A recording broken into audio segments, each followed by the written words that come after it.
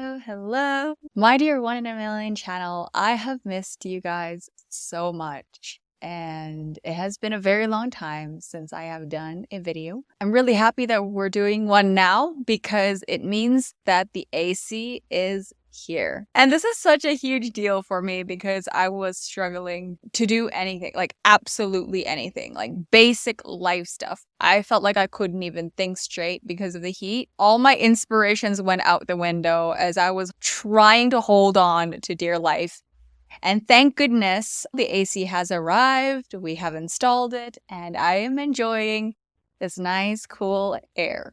Today, I am really happy to have you guys join me on this conversation. I've created this channel, for several reasons. I love talking about manifestation, but I also love helping people to open up and learn to express themselves. One of the things that I've come across in my journey in learning to express myself and being more communicative and being more in touch with myself when I communicate with others is to actually learn to overcome some of the beliefs that we have about being quiet. So this came to me when a few of my clients actually said the same things about how people made comments about them being too quiet as though they say it like it's a bad thing. This was interesting for me because I never thought that being quiet was ever a bad thing, but because they've adopted this additional meaning for what it means to be quiet, they've learned that if I am quiet and if quiet is bad, then it must mean that I'm unacceptable, or it must mean that I am bad, or I'm not pleasant to be around. So today, I want to offer some insights and really look into some of these limiting beliefs to really help you understand how you can reframe your introvertedness, your shyness, your quietness, and really learn to embrace that. Because what's really important is that we never just want to try to talk more.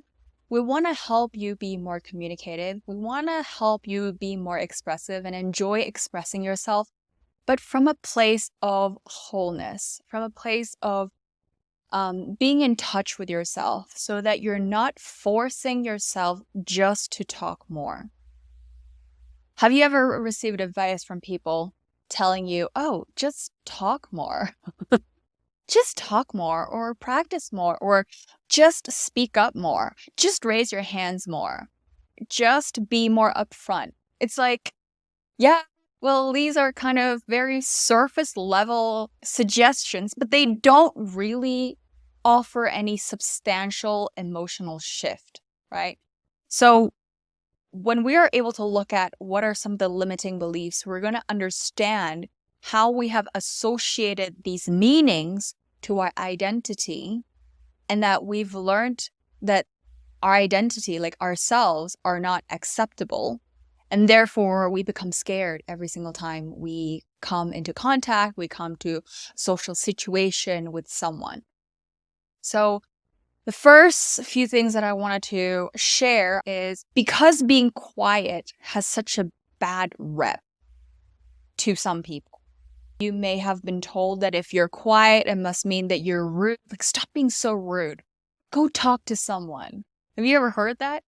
Has someone ever told you, before I got to know you, I thought you were just really rude, or I thought you were just really standoffish, or I just thought you were really shy, or I thought maybe you weren't interested, or like you're not a nice person. When we receive these comments, a lot of times it's coming from these people not knowing what to do with their discomfort towards us. So we're in our quietness, right? You're in your quietness and you're not really thinking much about it. You don't really have an issue just being reflective or in your own world, or, just taking the back seat and watching everything that's going around. You don't have a problem with that. But it's the people that are around you. For example, maybe you grew up having parents that told you, stop being so rude, go talk to someone. Or stop being so shy, go make a new friend. Or stop being so quiet, like act like you're interested, Talk to someone so that they know you're interested. And it comes from those people's discomfort, whatever it is that came up for them in their emotions, whatever it is that made them feel uncomfortable about your behavior.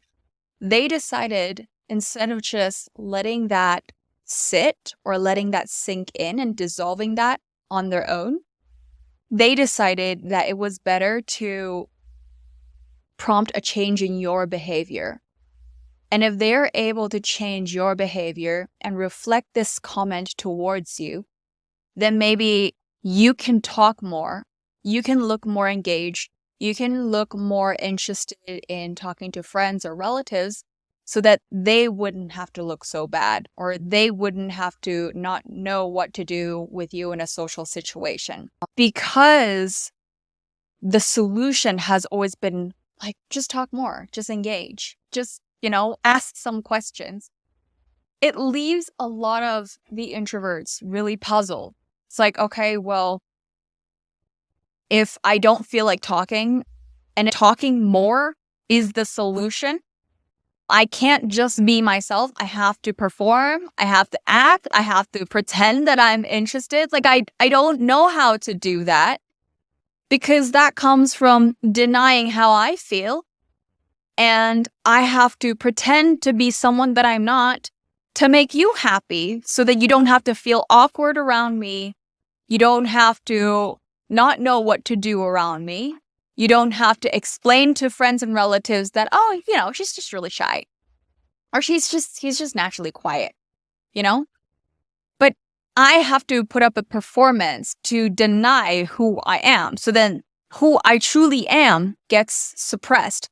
And then it also gets a negative meaning associated with it because now I learn that it's not okay. It's a bad thing to be myself.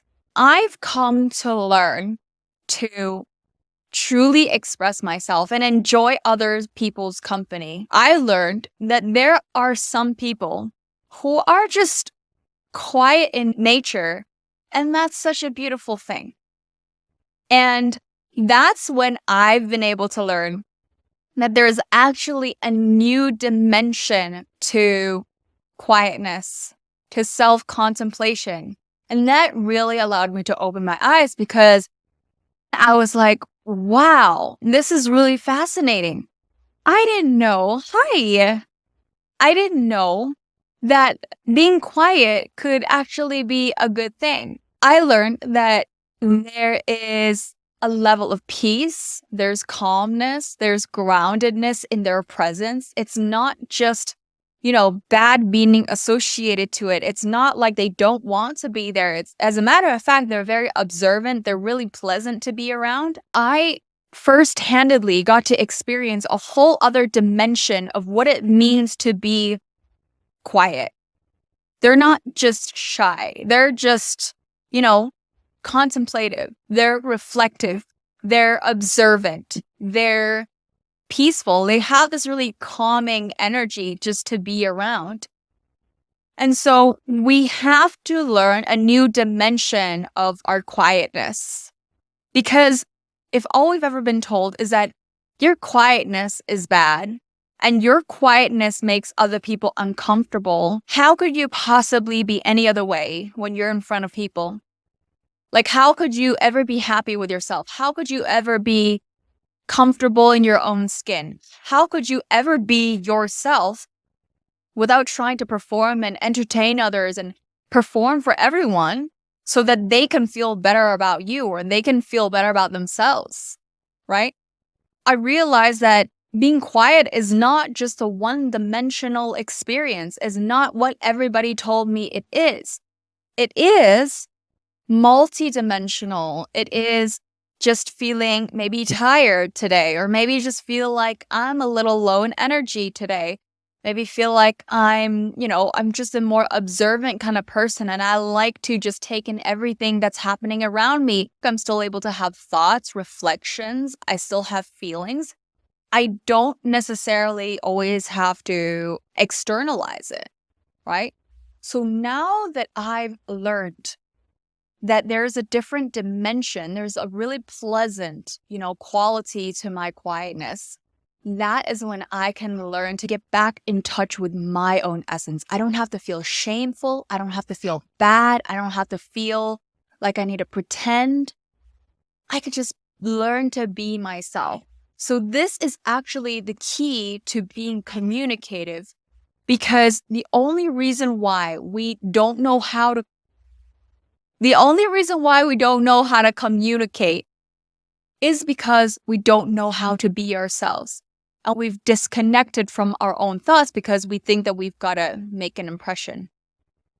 So once we've reestablished that connection with, okay, it's fine to be myself, it's safe to be myself, I'm encouraged to be myself, I'm encouraged to be in my own skin, be comfortable in my own skin, then all the thoughts, the feelings, the reflections, the contemplation, the expression then slowly starts to come back, and then you will begin to feel that there's a subtle flow of expression that's starting to come through you. Maybe sometimes it's going to come through as a short comment, 1 or 2 words. That's like, oh, I thought that was not necessary, or I thought that's actually quite nice. And you'll learn to start externalizing some of these internal thoughts when you have made and reestablished this connection back with yourself, knowing that it's okay to be you. So I hope this helps you realize that you don't have to make more of an effort to talk more or to speak up more or to, try to just be heard or stand out more.